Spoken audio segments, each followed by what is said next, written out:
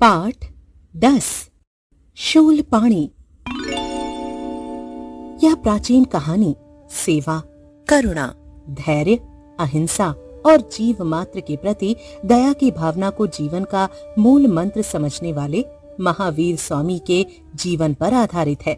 अपने ही पालतू सर्प के दंश से मृत्यु शैया पर पड़े क्रूर और निर्दयी शूलपाणी को जीवन दान देकर महावीर स्वामी उसे जीवन की धारा बदलने का एक मौका देते हैं। क्रूर नर पिशाच शूलपाणी महावीर स्वामी के संपर्क में आकर सज्जन बन जाता है। उसके जीने की दिशा बदल जाती है। शाम ढलने लगी थी। भगवान महावीर विहार करते हुए आस्तिक नामक ग्राम के एक चैत्य में पहुँचे। ग्रामवासी भोजन करके विश्राम करने जा रहे थे। तभी उन्हें भगवान महावीर के आगमन का समाचार मिला। पूरा गांव उनके दर्शन के लिए उमड़ पड़ा। भगवान महावीर जिस चैत्य में ठहरे हुए थे, उसी में शूलपाणी नामक एक क्रूर नर पिशाच रहता था। वह अपने हाथ में एक शूल जैसा नुकीला हथियार रखता था। इसी कारण उसका नाम शूलपाणी पड़ गया था। उसके पास कौशिक नाम का एक विषैला सर्प था, जिसके काटने के पश्चात कोई जीवित नहीं बचता था। चैत्य बहुत पुराना होते हुए भी बहुत सुंदर था। उसके समीप ही गंडक नदी बह रही थी।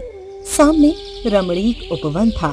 उसमें हर समय रंग बिरंगे सुंदर फूल खिलते रहते थे। उपवन के बीचों बीच पीपल का एक विशाल वृक्ष था। भगवान महावीर इसी पीपल के वृक्ष के नीचे बैठ गए।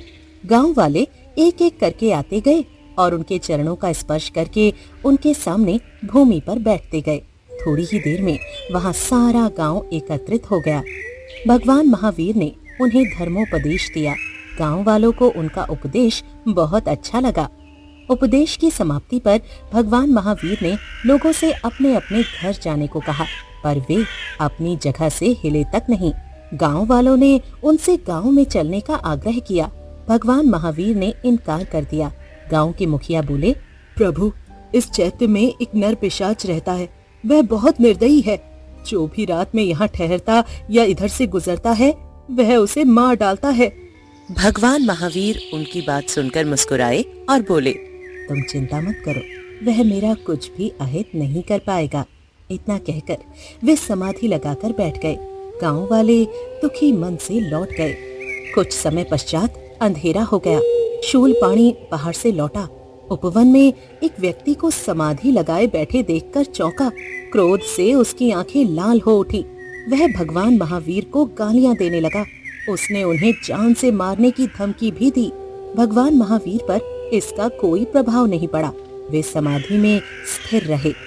क्रोधित होकर शूलपाणी ने कौशिक नाग से कहा, तुम इस दुष्ट महात्मा को काट लो। कौशिक हुक्कारता हुआ भगवान महावीर की ओर बढ़ा।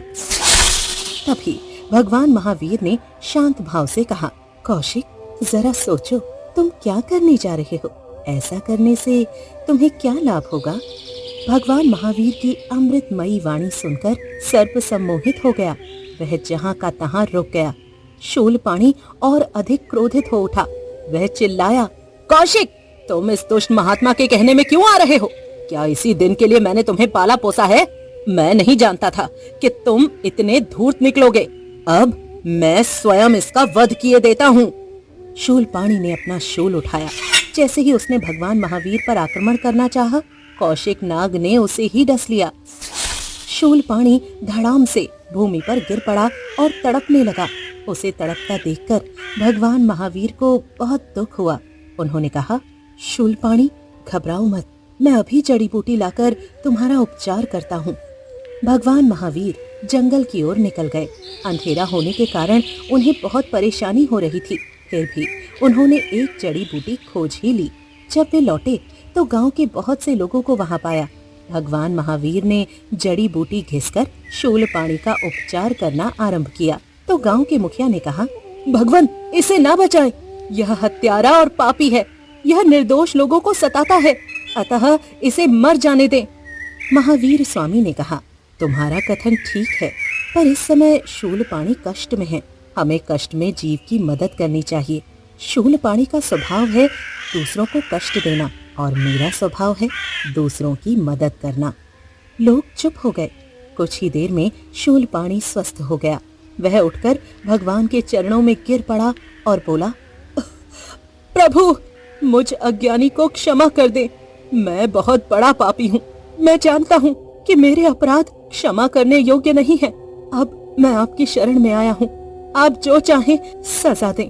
भगवान महावीर ने उसे उठाते हुए कहा, उठो वत्स, सच्चे मन से किया गया प्रायश्चित ही सबसे बड़ी सजा है। मुझे अपना शिष्य बनाकर दीक्षा दें। मैं प्रण करता हूँ कि अब किसी को नहीं सताऊंगा। शूलपाणी ने कहा।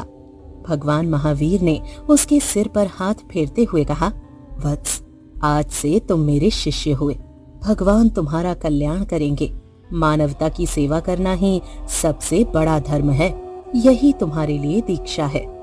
महावीर स्वामी से दीक्षा पाने के उपरांत शूलपाणी का जीवन दर्शन ही बदल गया। अब वह परोपकार में जीवन व्यतीत करने